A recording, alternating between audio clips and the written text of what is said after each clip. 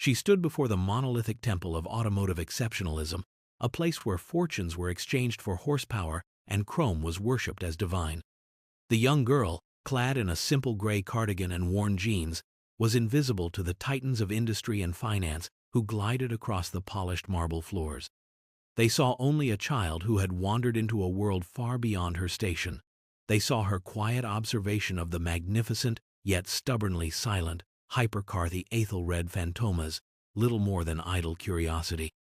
They did not see the mind behind her calm, gray eyes, a mind that saw the universe in schematics and equations. The car's owner, a woman draped in diamonds and disdain, certainly didn't see it. What happened next left everyone speechless. Before I continue the story, please subscribe. I need to reach 1,000 subscribers so I can keep bringing you stories like this every day. It's just one click for you, but it means a lot to me. Thank you. The air inside Aethelred Automotives was not like normal air. It was filtered, chilled, and carried the faint, intoxicating scent of premium leather and ozone, a fragrance that smelled distinctly of money. Every surface gleamed under carefully angled gallery lighting, turning the showroom into a museum of mechanical masterpieces. The centerpiece, however, was not on a rotating pedestal under a velvet rope. It was in the main service bay, a vast, sterile chamber that resembled a surgical theater more than a garage.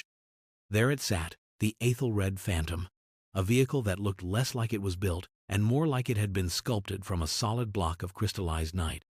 Its carbon fiber body, woven with threads of platinum, absorbed the light, making it a black hole of opulence. Yet, for all its aggressive angles and promises of impossible speed, it was utterly, completely inert. A $30 million paperweight. Around it, a flock of men in pristine white lab coats moved with a mixture of reverence and despair. These were the 30 engineers, the finest minds in automotive technology, flown in from Germany, Italy, and Japan, each a legend in his own right. They had pored over every millimeter of the Phantom for 3 weeks, their collective genius crashing against the car's stubborn silence like waves against a cliff. The diagnostics tablets showed nothing. The advanced telemetry was blank. The engine, a bespoke 16-cylinder behemoth, refused to make a sound. The silence was not just mechanical, it was mocking. It was the sound of failure, an expensive, high-gloss failure that was beginning to curdle the refined atmosphere of the establishment. The owner of the establishment, a man named Julian Croft, stood at a respectful distance, his tailored suit unable to hide the nervous tension in his shoulders. This single car, and its single, infuriating problem, threatened to tarnish a reputation that had been meticulously built over decades. Every quiet curse from a German engineer, every frustrated sigh from an Italian designer, was a hammer blow to the Aethelred brand of perfection. The problem was not just a broken car, it was a broken promise, and the cost of that was far greater than $30 million. It was in this cathedral of quiet desperation that a man and a young girl entered, not through the grand front entrance, but through a discreet side door leading from the service reception. They were a stark anomaly in the curated perfection of the space. The man, Marcus Vance, wore a simple, functional jacket and work trousers. His face was kind, etched with the lines of someone who thought deeply and spoke little. He was an engineer too, but not one of the celebrated superstars currently failing in the main bay. He was a consultant, a specialist in foundational mechanics, the kind of man you called when the flashy new technology had failed and you needed to remember how things actually worked. He held his daughter's hand, a girl of about 12 named Alara. She was his echo in miniature, dressed in equally unassuming clothes, her gray eyes taking in every detail of the scene with an unnerving placidity. She did not seem impressed by the wealth or intimidated by the palpable tension. Instead, she looked at the silent Phantom with a focused curiosity, her head tilted slightly, as if she were listening to a song that no one else could hear. They were here because Julian Croft, in a moment of sheer desperation, had exhausted his list of celebrity engineers and had called Marcus, the man who had once solved a persistent vibration issue in a fleet of armored sedans, by recommending they change the brand of their tire valve caps. It was a last resort, a humble prayer whispered after all the grand sermons had failed. As Marcus and Alara stood on the edge of the service bay, watching the pantomime of frustration unfold, they remained unnoticed. 2 simple footnotes on a page of dramatic, high-stakes text. But Ilara's gaze was fixed on the car, her focus so intense that the rest of the world, with its gleaming surfaces and anxious millionaires, seemed to fade into a soft, unimportant blur. She saw past the platinum-laced carbon fiber and the bespoke leather interior. She saw the machine beneath, a complex system of interconnected principles, and somewhere in that system, she sensed a discordant note. The source of the oppressive tension in the room soon made her grand entrance. Beatrice Van Der Meer swept into the service bay like a queen inspecting a battlefield after a lost skirmish. She was a vision of curated wealth, her sharp blonde hair sculpted into a severe but flawless arrangement, her white pantsuit so brilliantly tailored it seemed it could stand on its own. A cascade of diamonds glittered at her throat, cold and sharp like her gaze. Her face, a mask of aristocratic beauty, was tightened with a profound, simmering rage. She did not walk. She advanced, her heels clicking on the pristine floor like tiny, imperious hammers. "Well?" she demanded, her voice cutting through the hushed reverence of the bay. The word was not a question, it was an accusation. The chief engineer, a distinguished German man named Dr. Klaus Richter, visibly flinched. He had faced down boards of directors and titans of industry, but Beatrice's focused fury was a force of nature all its own. "Mrs. Van Der Meer," he began, his voice heavy with the accent of defeat, "we are still exploring every possibility. The vehicle's integrated systems are uniquely complex." Beatrice let out a short, sharp laugh that held no humor. "Uniquely complex? Doctor, I was told this car was uniquely brilliant. I paid for brilliance, not for a $30 million lawn ornament. For 3 weeks, 30 of you, the supposed best and brightest, have been prodding my car like confused children. What is the result? Nothing." She gestured dismissively at the array of advanced diagnostic equipment surrounding the Phantom. "Your machines are useless. Your theories are useless. You," she said, her voice dropping to a low, menacing growl, "are useless." The engineers, men of immense professional pride, shifted uncomfortably, their faces a mixture of embarrassment and indignation. They were not used to being spoken to this way. They were the creators, the innovators, the wizards of the modern age. But in the face of Beatrice's cold, hard cash and her even colder fury, their prestigious degrees and celebrated careers seemed to offer no defense. Julian Croft, the owner, stepped forward, his face a practiced mask of placating concern. "Beatrice, I assure you, we are devoting every resource." "Your resources are failing, Julian," she snapped, turning her wrath on him. "My time is being wasted. My patience is gone. This car was meant to be the crown jewel of my collection, the centerpiece of the Van Der Meer Automotive Gala next month. Instead, it is the centerpiece of your incompetence." It was at this moment that her sweeping, scornful gaze finally landed on the two figures standing quietly at the edge of the bay. She saw Marcus and Ilara, and her expression, already a mask of contempt, curdled even further.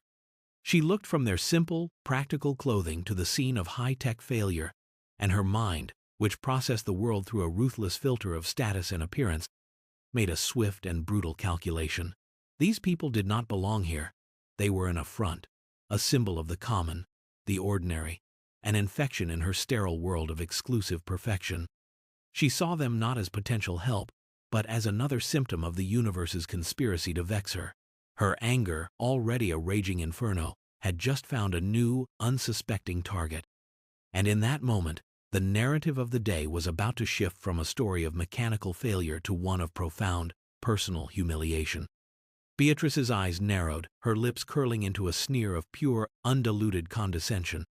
She looked directly at Julian Croft, the garage owner, but her words were aimed like a weapon at the two figures standing near the entrance. "Julian, what is this?" she asked, her voice dripping with disdain. "Have you become so desperate that you are now soliciting help from the public? Is this some sort of charity case? A bring-your-child-to-work day for the less fortunate?" The insult hung in the air, sharp and poisonous. The engineers, moments before the target of her scorn, now looked on with a grim sense of relief, grateful that her attention had shifted. A few of them exchanged small, smug smiles. Marcus Vance felt a protective instinct flare within him, and he placed a gentle hand on his daughter's shoulder. He was a man who avoided confrontation, but the casual cruelty directed at Ilara struck a nerve.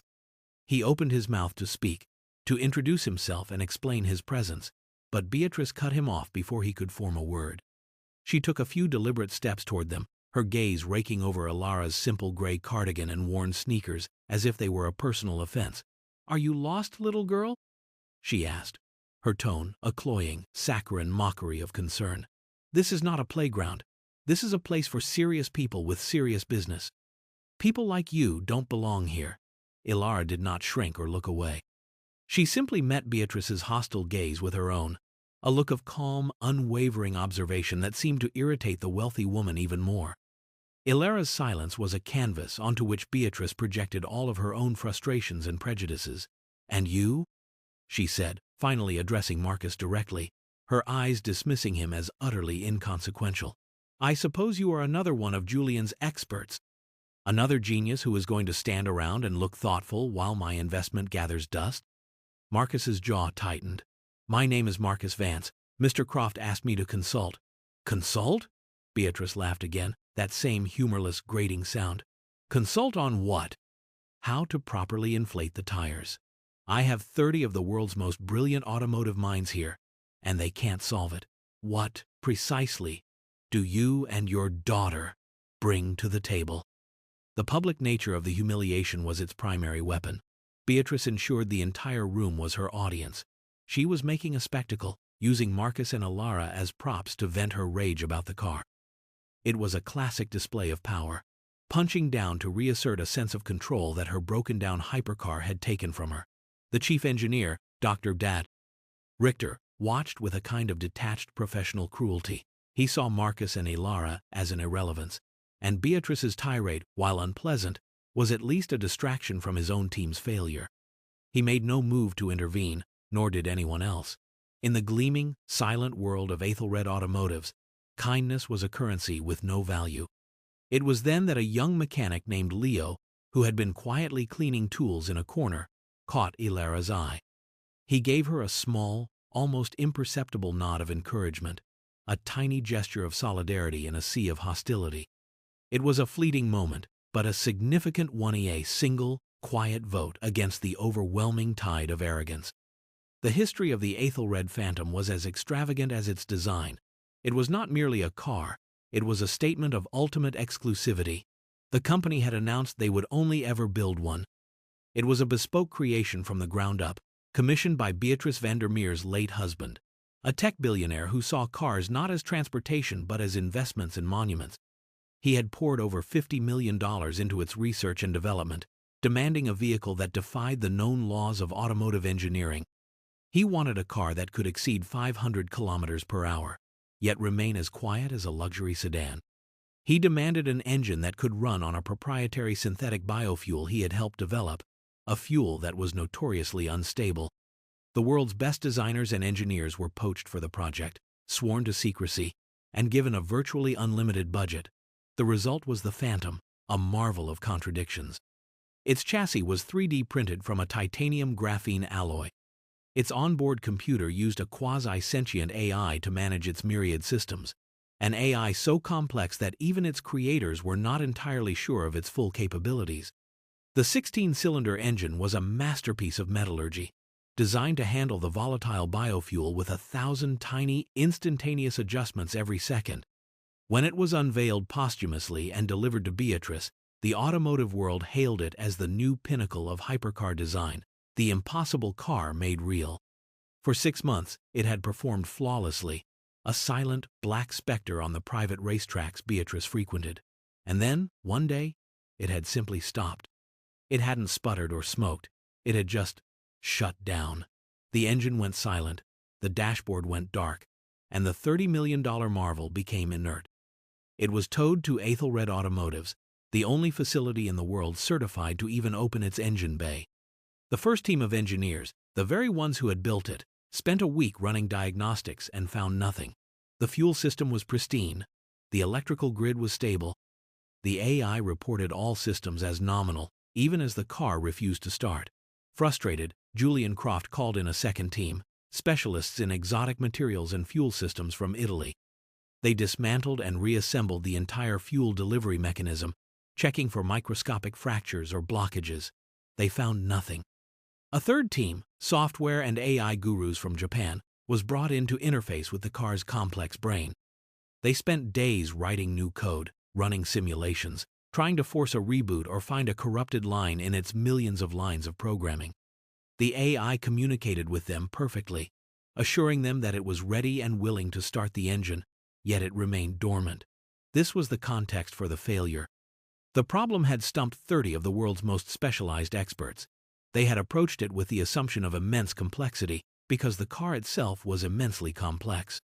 Their multi-million-dollar diagnostic machines were programmed to look for sophisticated 21st-century problems. They were searching for a needle in a haystack, but they were using a powerful magnet, assuming the needle was made of iron. They never considered that it might be made of wood. They never thought to simply look.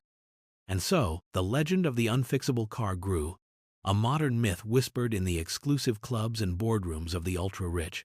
It was this legend that Beatrice was now a part of, a role she despised. Her monument to wealth had become a monument to failure, and her public identity was inextricably linked with it. The confrontation, which had been simmering, now reached its boiling point. Beatrice's gaze was locked on Marcus and Alara, her frustration with her multi-million-dollar car now fully transferred to these two unassuming individuals. She saw them as the perfect scapegoats for her fury, their simple appearance a stark contrast to the high-tech, high-cost world that had failed her. "So, you're a consultant," Beatrice repeated, drawing the word out, making it sound like an insult. "Tell me, Mr. Vance, in your extensive experience, have you ever seen a vehicle of this caliber?" She gestured dramatically towards the silent phantom. "This isn't your typical family sedan. This is the pinnacle of automotive engineering. It has more computing power than the first space shuttle. Its fuel system is a state secret. What could you possibly understand about it?" Marcus remained composed, though a muscle twitched in his jaw. "Sometimes, Mrs. Van Der Meer, a complex problem has a simple root. The fundamentals of mechanics don't change, no matter how expensive the car." His response, calm and reasonable, was like a splash of water on a grease fire. It only made Beatrice angrier. "The fundamentals?" she scoffed, her voice rising in pitch. "How dare you stand there and lecture me about fundamentals? 30 of the world's most advanced engineers, men with doctorates and decades of experience with machines like this, have found nothing. They have analyzed the fundamentals. They have analyzed the complexities. They have analyzed everything. And you walk in here with your daughter in tow, looking like you've just come from a bake sale, and you talk about fundamentals." The chief engineer, Dr. Richter, took a step forward, a smug look on his face. He saw an opportunity to curry favor with Beatrice by joining in the dismissal of this newcomer. "With all due respect, sir," he said to Marcus, his tone anything but respectful, "the fundamentals were the first thing we checked. The ignition sequence, the fuel pump, the battery, everything is perfect. The issue is clearly something far more advanced, likely a software paradox in the AI's core programming that we have yet to isolate." He spoke as if Marcus couldn't possibly comprehend such concepts, his words designed to exclude and belittle. The other engineers nodded in agreement, their professional pride forming a united front against the outsider. They were the high priests of complexity, and they would not allow their doctrines to be questioned by a man who spoke of simple things. Alara, who had been silent through all of this, watched the exchange with her unnervingly calm eyes. She looked from Dr. Richter to the car, and then back again. Her gaze wasn't emotional, it was analytical.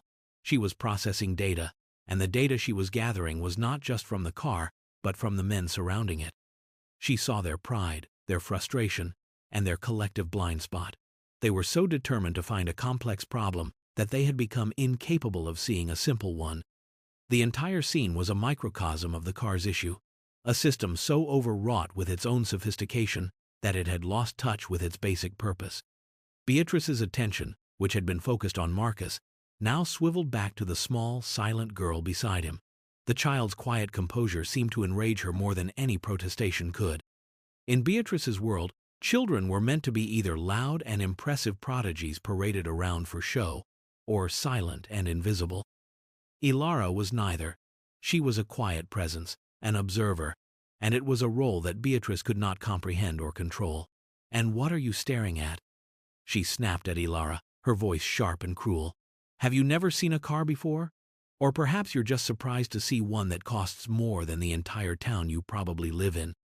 The insult was designed to inflict maximum damage, to draw a clear, brutal line between Beatrice's world of immense wealth and Alara's perceived world of insignificance. Marcus's hand tightened on his daughter's shoulder. "That's enough," he said, his voice low and firm. "There is no need to speak to my daughter that way." "Isn't there?"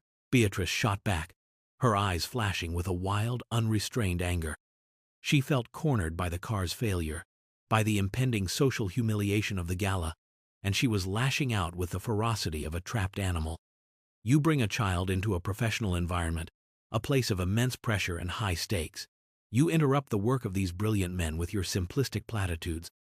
You are wasting my time, a commodity I assure you is far more valuable than anything you own." She took another step closer, looming over Alara. "What's the matter? Cat got your tongue?" she taunted. "I thought you were observing. Did your brilliant observations yield any results?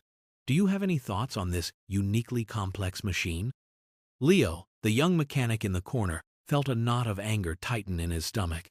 He hated this. He had seen rich clients be rude before, but this was different. This was a deliberate, targeted act of cruelty against a child. He wanted to say something, to step in, but he was a junior employee, an apprentice. Speaking out against Beatrice Van Der Meer would mean losing his job instantly. He felt a hot flush of shame at his own silence, and he looked down at the wrench in his hand, gripping it tightly. The entire service bay had become a silent theater of cruelty. The engineers watched, their earlier smirks now replaced with a kind of detached curiosity, like scientists observing a particularly aggressive specimen. Julian Croft looked on, his face pale, utterly failing to control his client or protect his guests. He was paralyzed by the fear of losing the Van Der Meer account. And Marcus stood his ground, a lone bastion of decency, his body tensed to shield his daughter from the venomous tirade. The air was thick with it, the ugly, suffocating smog of arrogance and humiliation. It was into this tense, poisoned atmosphere that Alara finally spoke. Her voice was not loud, but it was clear and steady, cutting through the tension with surprising authority. "It's the fuel," she said simply. The statement was so direct, so devoid of the technical jargon that had filled the room for weeks, that it momentarily stunned everyone into silence. Beatrice was the first to recover, letting out a sharp, incredulous bark of laughter. "The fuel?" she echoed, her voice dripping with mockery. "The fuel! My dear girl, do you have any idea how many times these men have analyzed the fuel? It's a custom-engineered synthetic blend. It has been tested, retested, and certified. It is perfect." Dr. Richter stepped forward again, eager to dismantle the girl's simplistic notion and reassert his team's expertise. "The child is mistaken," he announced to the room, not even deigning to address Alara directly. "We have run mass spectrometry, gas chromatography, and nuclear magnetic resonance tests on the fuel. The composition is flawless. The energy potential is exactly to specification. The fuel is not the problem." He said it with such finality, such crushing authority, that it should have ended the conversation. But Alara was not intimidated. She looked not at Beatrice or the German doctor, but at her father. Marcus looked down at her, saw the familiar spark of certainty in her ISA look he had seen many times before, right before she solved a puzzle or completed a complex schematic that had stumped him, and he gave her a slow, deliberate nod. It was all the encouragement she needed. She turned her gaze back to Dr. Richter. "You tested the fuel's composition," she stated, not asked. "But did you test its temperature?" A confused silence fell over the group of engineers. Dr. Richter frowned. "The temperature? That is irrelevant. The fuel injectors are temperature-controlled. The AI manages the thermal signature of the entire engine block. We monitor it constantly. It is stable." Alara took a step towards the car, her focus absolute. "You're right," she said, her voice thoughtful. "The AI keeps the engine at a perfect, stable, optimal temperature for ignition. But this fuel, it's special, isn't it? It was designed to be incredibly dense with energy, but also incredibly stable. That stability is the key." She pointed to a small, almost hidden intake valve on the side of the engine block, a part of the system so basic that none of the experts had paid it any mind. "That's the ambient air intake for the pre-combustion chamber. The AI is keeping the engine block at exactly 68 degrees Fahrenheit. But the fuel itself was designed to be inert below 70 degrees. It's a safety feature, so it wouldn't risk destabilizing. You've created a perfect system that perfectly prevents the car from ever starting. It's too cold. The entire concept was so simple, so fundamentally basic, that it was utterly brilliant. The 30 engineers had been looking for a ghost in the machine, a complex software bug or a microscopic material flaw. They had never considered that the car was simply following its own rules too perfectly. They had been blinded by complexity. The silence that followed Ilara's explanation was profound. It was a silence filled with the screeching halt of 30 brilliant minds, all simultaneously realizing their colossal, collective oversight. They had been so focused on the intricate digital forest that they had completely missed the most obvious analog tree. Dr. Richter's face, which had been a mask of smug certainty, seemed to crumble. His mouth opened slightly, then closed again. He ran through the logic in his head, the fuel stability protocols, the AI's thermal management, and saw the simple, brutal truth of it. It was possible. It was not just possible, it was painfully, embarrassingly obvious. But it was Beatrice who broke the silence, her voice a choked, disbelieving whisper. No, that's impossible. It can't be that simple. Her entire ordeal, the weeks of frustration, the millions of dollars in consulting fees, the public spectacle couldn't all boil down to a single degree of temperature. The idea was an insult to the scale of her problem, an insult to her own importance. Her anger, which had been a raging fire, was now replaced by a chilling tide of cognitive dissonance. She looked from the small girl to the faces of the world-renowned engineers, searching for one of them to refute it, to call it nonsense, but she found no support. She saw only the dawning horror of realization on their faces. It was in this moment of stunned silence that she unleashed the line that would forever be remembered by everyone present. Her frustration and humiliation coalesced into a single, desperate, sarcastic challenge. She gestured wildly at the car, her hand shaking. She looked directly at Ilara, her eyes wide with a mixture of rage and disbelief. "If you're so smart," she spat, the words laced with the venom of a cornered ego, "then fix my car." The challenge echoed in the vast, silent service bay. It was meant as the ultimate rhetorical put-down, a sarcastic dare she believed was impossible to meet. It was the last, desperate act of a woman whose entire sense of superiority was crashing down around her. She was daring a 12-year-old girl to succeed where 30 of the world's best had failed. She thought she was calling a bluff, reasserting her dominance through mockery. She had no idea that she had just issued an invitation for her own, complete and utter humiliation. The entire room held its breath. Marcus Vance looked at his daughter, his expression a mixture of pride and apprehension. Leo, the young mechanic, watched from the corner, his heart pounding. This was it, the moment of truth. The world had been challenged, and now it was waiting to see if a quiet girl in a gray cardigan would, or could, answer. For a long moment, Ilara simply stood there, receiving the full force of Beatrice's challenge without flinching. The air was electric with tension. The 30 engineers, now stripped of their arrogance, watched with a mixture of dread and morbid curiosity. Julian Croft, the owner, looked like he was about to have a heart attack. He saw his business, his reputation, his entire life's work hanging on the next few seconds. He had staked a desperate, last-ditch hope on Marcus Vance, and now that hope had been transferred to a child who had just been dared to perform a miracle. To everyone's surprise, a small, almost imperceptible smile touched the corner of Ilara's lips.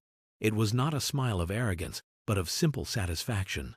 The puzzle was solved. The challenge was merely a formality. She turned and looked up at her father. Marcus met her gaze, and in that silent exchange, a lifetime of trust and understanding passed between them. He had seen her build a working miniature fusion reactor out of scrap parts in their garage. He had seen her write algorithms that were now being used by satellite communications companies. He knew, with absolute certainty, what she was capable of. The world saw a little girl. He saw a giant. He gave her another slow nod, this one more firm, more certain than the last. "Go on," he said, his voice quiet but clear. Ilara turned back towards the car. She did not ask for tools or diagnostic equipment. Instead, she walked over to a nearby workbench where Leo, the young mechanic, was standing, still clutching his wrench. "Could I borrow a heat gun?" she asked him politely. "And a roll of standard electrical tape?" Leo jolted into action, fumbled for a moment before producing the requested items. He looked at the simple tools, then at the $30 million hypercar, then back at the girl. It made no sense. He handed them to her with a look of pure bewilderment. Dr. Richter and his team watched, aghast. A heat gun? Electrical tape? They had been using laser scanners and quantum processors, and this child was proposing to fix the world's most advanced automobile with tools you could buy at any hardware store. It was absurd. It was an insult to their entire profession. "What is the meaning of this?" "Dr. This LibriVox." Richter sputtered. "You cannot possibly use a crude heat source on the engine block. You could damage the carbon fiber composite. You could warp the intake manifold." Ilara ignored him. She walked to the side of the car, uncoiled the heat gun's cord, and plugged it into a nearby outlet. The engineers tensed as if she were holding a bomb. Beatrice watched, her face a pale mask of disbelief, her sarcastic challenge now turning into a terrifyingly real spectacle. She had thrown down the gauntlet, never for a moment believing it would be picked up. Now, she could only watch as the consequences of her own arrogance unfolded before her very eyes, in the hands of a quiet child with a heat gun. Ilara moved with a calm, deliberate purpose that silenced all protest. The engineers, who moments before had been ready to physically stop her, were now frozen in place by the sheer, unnerving confidence she exuded. She was no longer just a child. She was a surgeon about to make the first incision. She aimed the nozzle of the heat gun not at the main engine block, as Dr. Richter had feared, but directly at the small, overlooked ambient air intake valve she had identified earlier. She switched the gun to its lowest setting, and a gentle stream of warm air began to flow over the metal. She didn't hold it there to heat the entire engine, but just to gently raise the temperature of that single, critical component. She held it there for no more than 30 seconds, a brief, focused application of warmth. The act was so simple, so anticlimactic, that it felt almost surreal in the context of the high-tech, high-stakes drama that had been playing out for weeks. The 30 experts had brought a cannon to a knife fight. Ilara had realized all that was needed was a gentle nudge. After about half a minute, she switched off the heat gun and set it down. Then, she took the roll of black electrical tape. She unspooled a small piece, about 2 inches long. She carefully wrapped the tape around the base of the metal valve, a simple, insulating layer. "What did that accomplish?" Julian Croft asked, his voice trembling slightly. "The tape won't hold." Dr. Richter muttered to one of his colleagues, his professional skepticism dying a very slow, painful death. "It's a temporary, crude solution."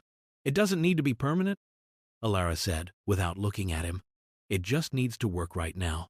The heat from the gun raised the temperature of the valve just enough to get it past the fuel's safety threshold. The tape will provide a tiny bit of insulation, just enough to keep the ambient air from cooling it back down too quickly before the engine starts and can generate its own heat. She finished her work and took a step back from the car. She wiped her hands on her jeans, her work apparently done. She looked across the gleaming hood of the car at Dr. Richter, her expression unreadable. "You can start it now," she said. The command was simple, but it landed with the weight of a royal decree. For a moment, no one moved. The entire room seemed to be in a state of suspended animation. The idea that this small act could solve a problem that had stumped a global team of geniuses for nearly a month was too much to process. Beatrice stared at the car, then at Ilara, her face a canvas of warring emotions, disbelief, hope, and a dawning, terrifying dread that she was about to be proven profoundly and publicly wrong. Dr. Richter stood frozen, the car's key fob feeling impossibly heavy in his hand. Starting the car now was no longer a routine diagnostic procedure. It was a verdict.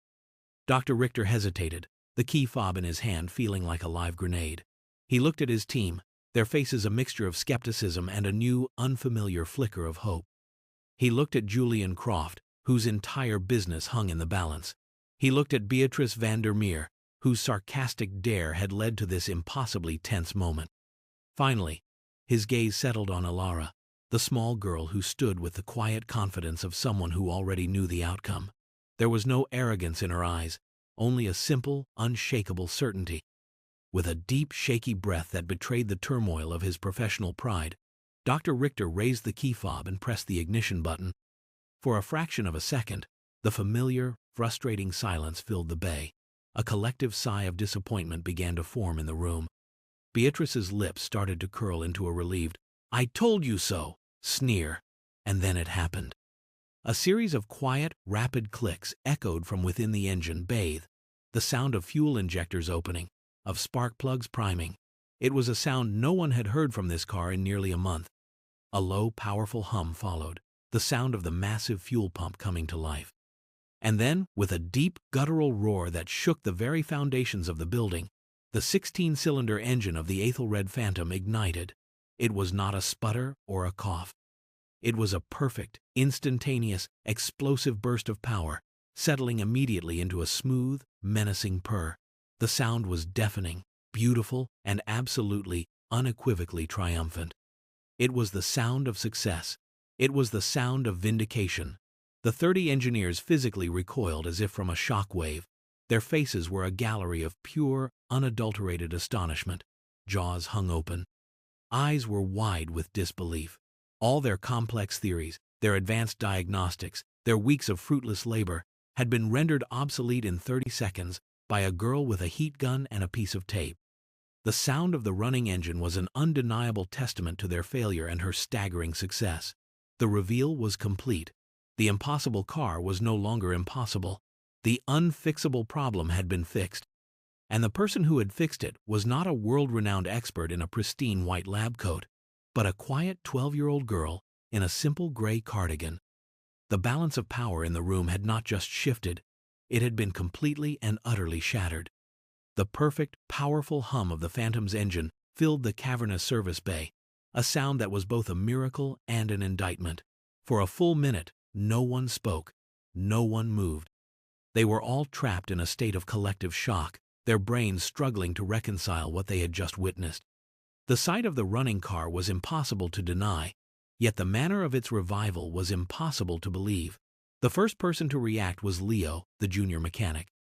He looked from the purring engine to Alara, and a slow, wide grin spread across his face.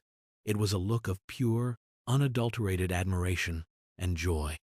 He let out a small whoop of excitement, a sound that seemed to break the spell that had fallen over the room. Suddenly, the space was filled with noise. The engineers began talking all at once in a babble of German, Italian, and Japanese, their voices sharp with excitement and disbelief. They swarmed the car, not with tools, but with wide eyes, pointing at the small taped valve, their previous arrogance replaced by a frantic, humbled curiosity. Julian Croft, the owner, sank onto a nearby stool, burying his face in his hands for a moment, not in despair, but in overwhelming, shuddering relief. He looked up at Alara with eyes full of awe, as if he were seeing a mythical creature, but it was Beatrice Van Der Meer whose reaction was the most profound. The color had drained completely from her face, leaving behind a pallid, waxen mask. Her mouth was slightly agape, her eyes fixed on the running engine with a look of blank horror. The triumphant roar of the engine was the sound of her world collapsing.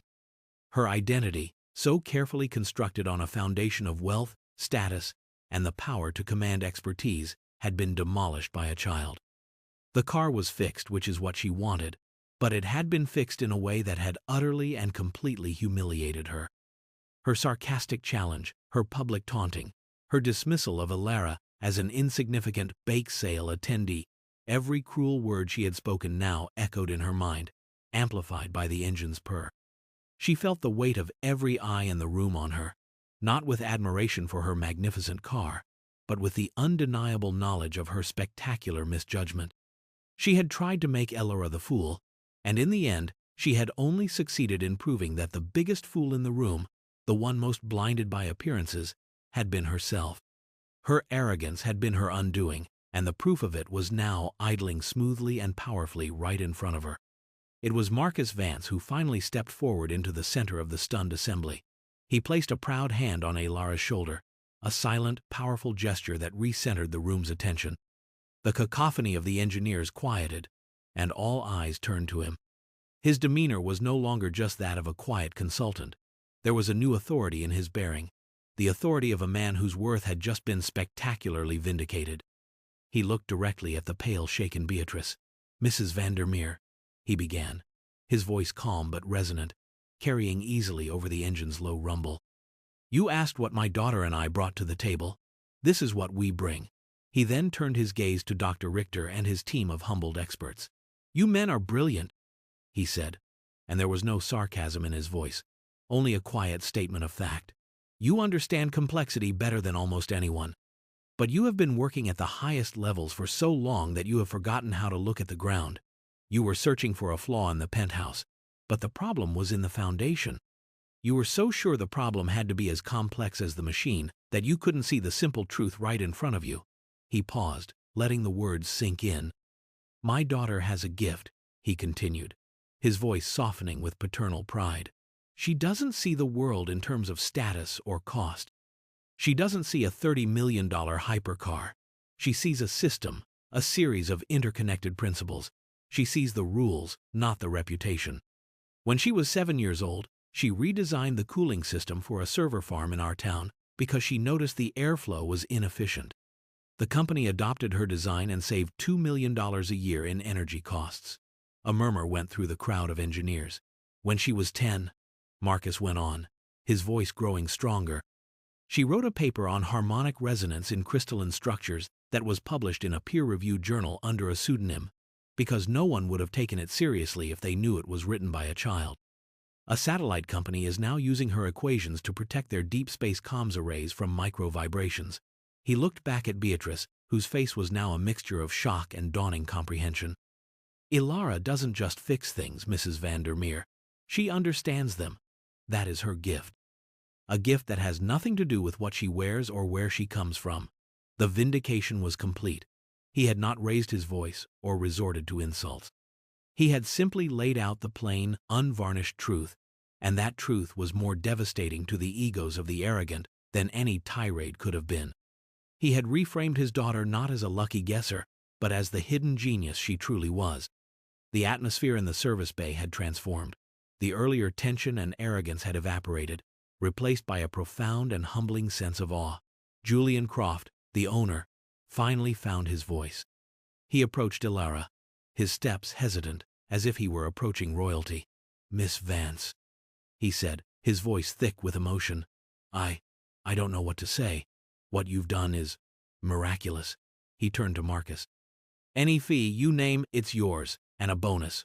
Whatever you want." Marcus held up a hand. "We don't want your money, Julian," he said calmly. "But a lesson has been learned here today, and lessons should have a price. Otherwise they are not valued." His eyes moved from Julian to the stunned engineers, and finally settled on Beatrice Van Der Meer, who stood frozen, a statue of shattered pride. "The price," Marcus continued, "is for Mrs. Van Der Meer." Beatrice flinched as if struck. "She issued a challenge, and my daughter met it. Now, she will meet one of ours." Ilara spoke up then, her voice quiet but firm. "I don't want an apology," she said, looking at Beatrice. "An apology would be easy, and it would be meaningless. I want you to make a difference." She paused, gathering her thoughts. "All these smart people," she said, gesturing to the engineers, "they're here because someone gave them a chance to learn, to go to good schools, to work with amazing machines. But there are kids who are just as smart, who have ideas that could change the world, but they'll never get that chance. Their schools don't have tools, and nobody ever asks them what they think." She looked directly into Beatrice's eyes. "So here's the challenge. I want you to fund a new initiative, a place where any kid, from any neighborhood, can come and build things. A workshop with real tools, computers, and mentors. A place where they aren't judged by their clothes or their parents' bank account, but by the quality of their ideas." The proposal hung in the air, a consequence so unexpected, so moralistic, that it caught everyone off guard. This wasn't about revenge or punishment. It was about redemption. It was about turning a moment of ugly humiliation into an opportunity for profound and systemic positive change. It was a checkmate of character, far more effective than any financial penalty could ever be.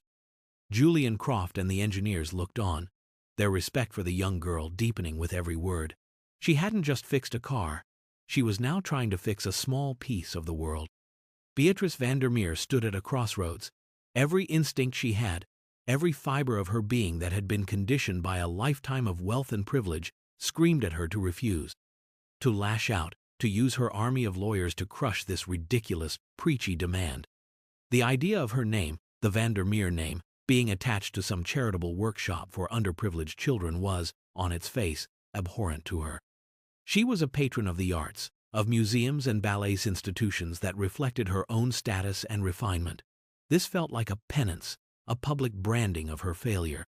But as she looked around the room, she saw that her usual weapons were useless here. She saw the utter, unwavering respect in the eyes of the engineers as they looked at Ilara. She saw the profound relief and admiration on Julian Croft's face. She even saw it in the eyes of the young mechanic, Leo, who was now looking at her not with fear, but with an open, questioning expectation. For the first time in her adult life, she was completely and utterly without power. Her money had failed to fix the car. Her status had failed to intimidate the girl. Her anger had only served to make her look foolish. All of her defenses had been systematically dismantled. What remained was the raw, exposed core of her character, and it was being weighed in the balance. She looked at the running car, the beautiful, powerful machine that had been the source of so much of her frustration and now, her ultimate humiliation. It was a symbol of everything she valued: exclusivity, power, beauty, and expense. And a 12-year-old girl in a cardigan had understood it better than anyone.